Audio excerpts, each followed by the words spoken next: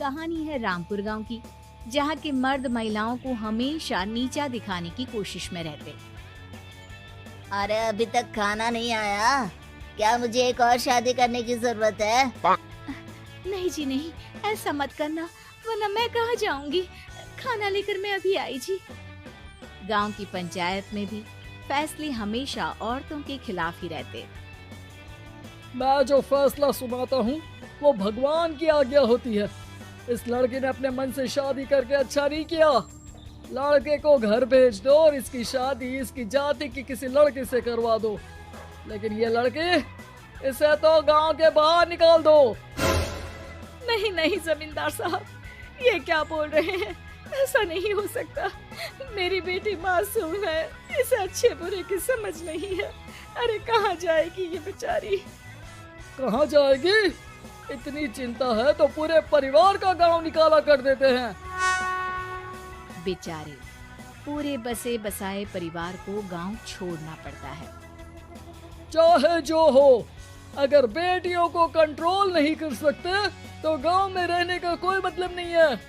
यहाँ औरतों को दब कर रहना होगा। कोई भी अपने हिसाब से कुछ नहीं कर सकता, सब ईश्वर की मर्जी से ही होगा। तभी गांव का एक आदमी दौड़ा दौड़ा आता है।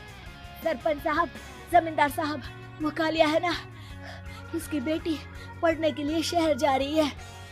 अच्छा, ये कब हो गया? और कालिया की हिम्मत कैसे हो गई ऐसा करने की? लेकर आओ उसे और उसकी बेटी को।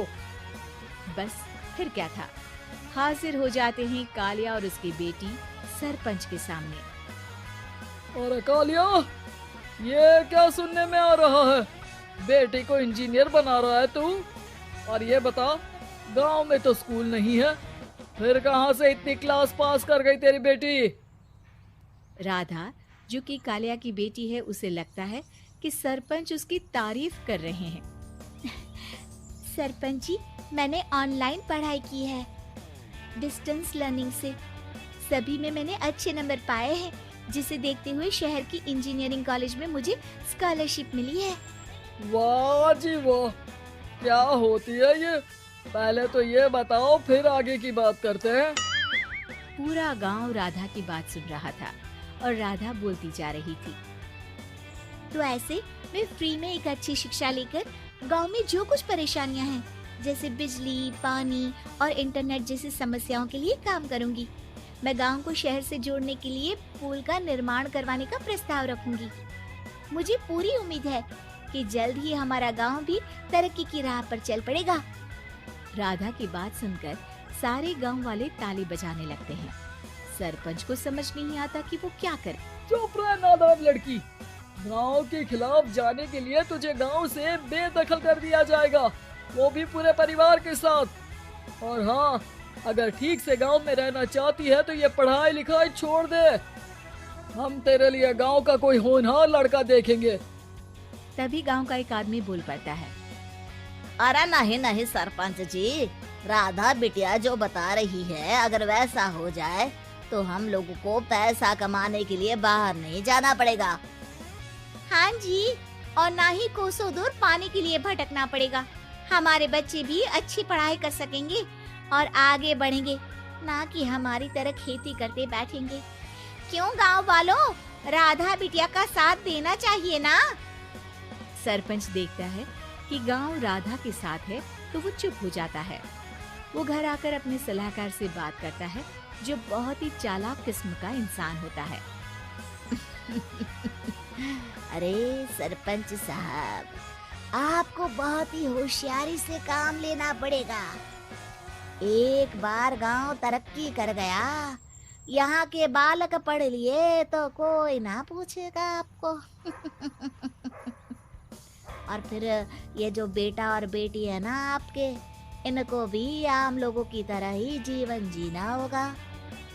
हाँ, लेकिन करे तो क्या करे? वो ना आप मुझ पर छोड़ दीजिए, बस मैं जैसा बोलूं करते जाइए। अगले रोज सुबह जब गांव वाले सोकर उठते हैं तो राधा के घर के बाहर और साथ ही वो लोग जिन्होंने राधा का सपोर्ट किया था, उनके घर के आगे लाल रंग से कल आऊंगी लिखा होता है। कल आऊंगी, ये क्या होता है? अरे यह तो खून से लिखा है, लगता है कोई भूत प्रेत या चुड़ैल का साया है। चलो सरपंच जी के पास चलते हैं। सभी सरपंच के पास जाकर उसे सारी बात बताते हैं। अरे ये तो बड़ी मुश्किल की बात है। चलो मैं एक बाबा को जानता हूँ, उन्हें बुला लेता हूँ। सरपंच बाबा को लेकर गांव के घर के बाहर जाता है।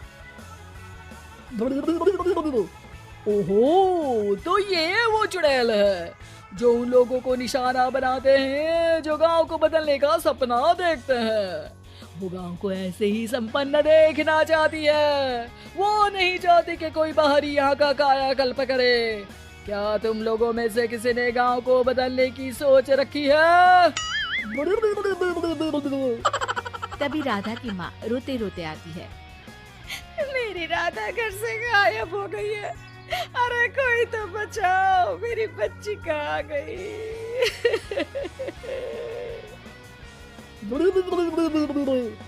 ले गई वो चुड़ैल, तेरी बच्ची को ले गई। अब वो उसे श्रापित करके छोड़ेगी, उस पर चुड़ैल का साया हो जाएगा।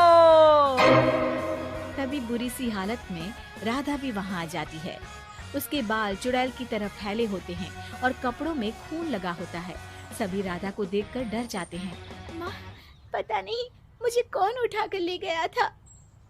अरे दूर दूर हो जा चुड़ैल, अब हम लोग इस गांव में नहीं रुकेंगे। अरे कैसे बातें कर रहे हैं आप? कल तो आप मेरे भरोसे गांव का हुलिया बदलने, अपने बच्चों को पढ़ाने और तरक्की उन्नति की बात कर रहे थे, तो आज क्या हो गया आपको? ये फिर तुम लोगों को बहकाएगी। ये चुड़ैल गांव में आ चुकी है, ऐसे ही ये तुम्हारे घर के बच्चों को भी ले जाएगी। गांव वाले राधा को गांव से बाहर निकाल देते हैं। उसके माँ बाप रोते रहते हैं लेकिन गांव वाले नहीं मानते। मैं भी अपनी बहन के साथ गांव के बाहर रहूंगा, लेकिन वो पढ़ाई नहीं छोड़ेगी। वहीं सरपंच के घर पर सलाहकार कहता है। देखा, सांप भी मर गया और लाठी भी नहीं टूटी। लेकिन अगले ही दिन सरपंच के घर के बाहर भी वही शब्द लिखे होते हैं और फिर सरपंच की बीवी कहती है, हमारी बेटी को किसी ने अगवा कर लिया है। तभी राधा का भाई वहाँ आ जाता है। अरे गांव वालों, मैंने सरपंच जी की बेटी को देखा था। वो चुड़ैल उसे उठाकर ले जा रही थी। अरे क्या मजाक कर रहे हो? नहीं नहीं सरपंच जी, आप नहीं जानते। वो चुड़ैल अब आपकी बेटी में आ जाएगी, जैसे राधा के अंदर आ गई थी। तभी सरपंच की बेटी वैसी ही हालत में वहाँ आती है जैसे राधा आई थी। पापा, पता नहीं कैसे मैं गायब हो गई थी। चुड़ैल, इसके अंदर भी चुड़ैल का साया है, मारो इसे। अरे नहीं नहीं, इसे भी राधा के पास गांव के बाहर ही भेज दो। अरे चुप रहो, मेरी बेटी कहीं नहीं जाएगी और चुड़ैल वुड़ैल कुछ नहीं होता है। अरे कैसे बात कर रहे हो सरपंच जी? आप तो बोल रहे थे कि आपका फैसला भगवान का ज्ञान होता है, तो अपने पर बात आई तो अब आप ऐसे बोल रहे हैं। अरे ना ना ना, आपको अपनी बेटी को त्यागना ही होगा। अरे बुलाओ बाबा को। राधा का भाई बाबा को ले आता है, जिसे अब गांव वालों के डर के कारण सच बोलना पड़ता है। मैं कोई बाबा नहीं हूँ, मैं तो मोची था। ये सलाहकार महोदय ने मुझे कहा था एक्टिंग करने को।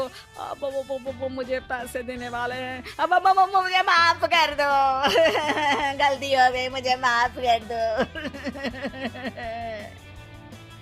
तभी वहाँ राधा आ जाती है।